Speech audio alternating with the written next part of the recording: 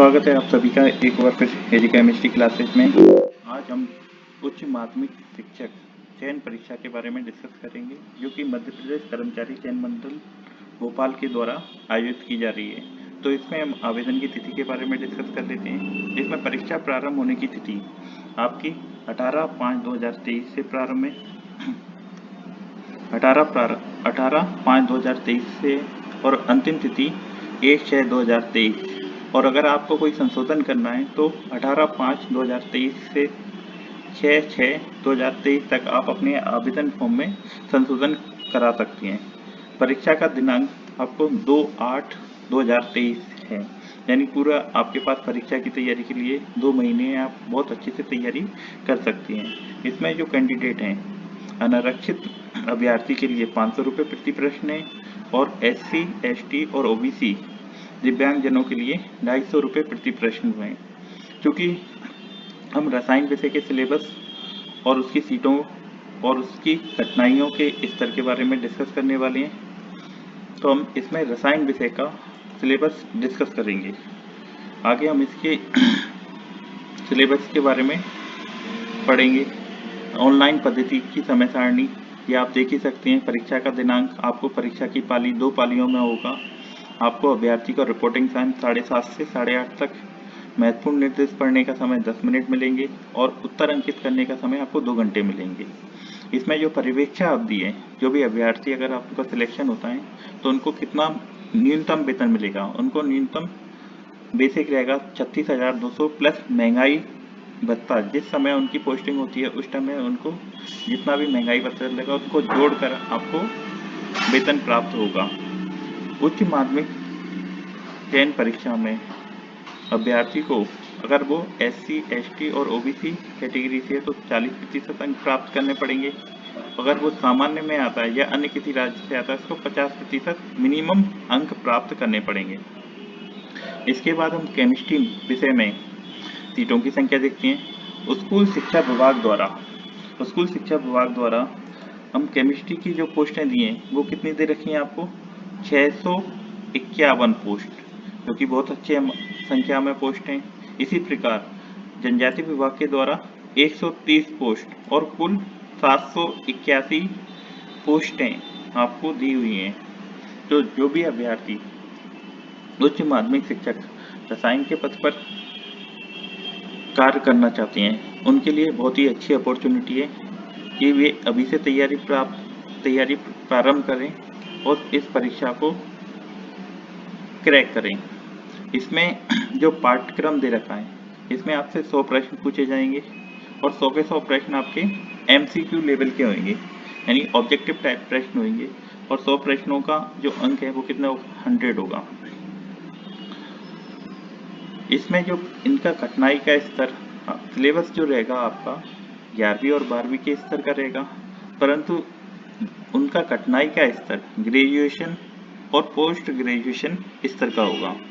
अब हम उच्च माध्यमिक शिक्षक चयन परीक्षा रसायन के विषय सिलेबस या विषय के डिस्कशन कर लेते हैं। तो रसायन विषय को 3 भागों में बांटा गया है। इसमें भौतिक रसायन, अकार्बनिक रसायन और कार्बनिक रसायन। भौतिक रसायन में जो पहला फर्स्ट चैप्टर है वो क्या है? Chemical bonding. इसमें आपको होमो और हेट्रो न्यूक्लियर मॉलिक्यूल में स्ट्रक्चर एंड बॉन्डिंग, अणुओं के आकार सहित। तो ये टॉपिक आप 11वीं क्लास से कवर कर सकते हो। ये आप लोगों ने 11वीं क्लास में पढ़ा है, इसको भी 11वीं में पढ़ा है। Molecular orbital theory, valence bond theory के मूल अवधारणा, और पाई इलेक्ट्रॉन सिस्टम में अखेल सिद्धांत। ये सारे के सारे टॉपिक आप लोगों ने 11वीं क्लास में कवर कर रखे हैं, या किसी भी नीट और IIT की बुक से भी आप कवर कर सकते हो,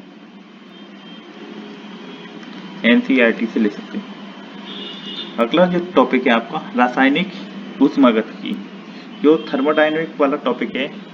थर्मोडायनेमिक में नियम, अवस्था फलन, पथ फलन, अवस्था फलन दे रखा है, पथ फलन दे रखा है, उसके अनुप्रयोग, इसको भी हमने 11वीं क्लास में बहुत अच्छे तरीके से पढ़ रखा है। ऊष्मागत थर्मोडायनेमिक प्रोसेस, विभिन्न प्रकार की प्रक्रियाएं और ऊष्मागत के विवरण, मैक्सवेल का संबंध, इस टॉपिक को आप बीएससी की बुक से कवर कर सकते हो या एमएससी लेवल की बुक से कवर कर सकते हो। सतत और साम्य की उपस्थिति, ताप व दाब के मध्य निर्भरता, ली सेतलिए का सिद्धांत, अवस्था परिवर्तन की संक्षिप्त विवरण, साम्य अवस्था और अवस्था नियम, इसको फेज रूल भी बोलते हैं। क्या बोलते हैं? Phase rule. और आदर्श अनादर्श गैसों और विलयन की ऊष्मागतिकी, इसको भी आप किससे पढ़ोगे? बीएससी की बुक्स में ये बहुत अच्छा दे रखा है। नेक्स्ट है विद्युत रसायन। विद्युत रसायन में Nernst equation, redox system, electrochemical cell, पूरा 12th क्लास की बुक्स में दे रखा है। डिवाई-यूकेल सिद्धांत, इलेक्ट्रोकेमिकल चालन, ये बीएससी की बुक्स में बड़ी आसानी से टॉपिक आपको मिल जाएगा। बीएससी 3rd ईयर, कोलराज का नियम, उसके अनुप्रयोग, आयनिक साम्यावस्था, कंडक्टोमेट्रिक, पोटेंशियोमेट्रिक अनिमापन, ये टॉपिक आप बीएससी या एमएससी की बुक से कवर कर सकते हो। क्रिस्टल संरचनाएं, ब्रेग नियम, अनुप्रयोग, ये 12th स्टैंडर्ड से आप कवर कर सकते हो। ठोसों की बैंड संरचनाएं, ठोसों की बैंड संरचनाएं आपको 12th स्टैंडर्ड पर नहीं दिखेंगी, पर बीएससी के सिलेबस में आप इसको बड़ी आसानी से कवर कर सकते हो। नेक्स्ट हम देखते हैं इसमें रासायनिक बलगतिकी, केमिकल काइनेटिक्स। तो इसमें दर नियम और उसका ताप पर निर्भरता, जटिल अभिक्रियाएं, कॉम्प्लेक्स रिएक्शन, स्थिर अवस्था का संघटन, रासायनिक अभिक्रिया की क्रियाविधि की अवधारणाएं, रासायनिक अभिक्रिया के दर स्थिरांक, कोलिजन थ्योरी, एक अणुक अभिक्रिया का दर स्थान, एंजाइम गतिकी, नमक प्रभाव, सजातीयोत्प्रेरण और फोटोकेमिकल अभिक्रियाएं। ये वर्ड हिंदी में बड़े डिफिकल्ट हैं, पर आप इंग्लिश में देखोगे आपको थोड़े बड़ी आसानी से समझ में आ जाएंगे, क्योंकि इसमें इनका जो प्रोनाउंसिएशन है थोड़े वर्ड का थोड़ा अलग तरीके से दे रखा है, जो हिंदी में बहुत ही ज़्यादा क्लिष्ट है। अगर आप इंग्लिश में देखोगे तो बहुत ही सिंपल लगेगा आपको, फिर भी आप हिंदी में देख सकते हो। इसमें जो सजातीय उत्प्रेरण है ये आप तो बीएससी लेवल पर पढ़ते हो। एंजाइम गतिकी, इन दोनों टॉपिकों को आपके बीएससी लेवल पर पढ़ते हो और बाकी आपने 12th स्टैंडर्ड पर पढ़ रखा है। विलयन पूरा का पूरा आपने 12th स्टैंडर्ड पर पढ़ रखा है। विलयन ठोसों में सांद्रता व्यक्त करना, गैसों की द्रव में विलेयता, राउल्ट नियम, असामान्य अणु भार, वान टॉप गुणांक, वाष्प दाब की विलेयता, कोलाइड और सतह स्थिरता व कोलाइड के गुण, समताप, पृष्ठ क्षेत्र और विषमजन उत्प्रेरण, हेट्रोजीनस उत्प्रेरण भी बोलते हैं, जो कैटालाइसिस, ये पूरा का पूरा 12th क्लास में पढ़ रखा है। अगला है रासायनिक साम। तो सिलेबस तो आपका बहुत ही ज़्यादा ब्रॉड है। जो लोग तैयारी करना चाह रहे हैं उच्च माध्यमिक पात्रता परीक्षा के लिए, तो अभी से तैयारी स्टार्ट करेंगे तो जब जाके वह सिलेबस को कवर कर पाएंगे, क्योंकि इसमें सिलेबस बहुत ही ज़्यादा ब्रॉड बना रखा है उन्होंने, और 2 घंटे का पेपर है। ये मानिए कि आपको बहुत समरी टाइप से नोट्स बना के रखने पड़ेंगे, जिससे आप कम टाइम में रिवाइज कर सको और सिलेबस को कवर कर सको। नेक्स्ट जो टॉपिक है रासायनिक साम। रासायनिक साम, उसके महत्व, अम्ल और क्षार की अवधारणाएं और गैर जलीय विलायक।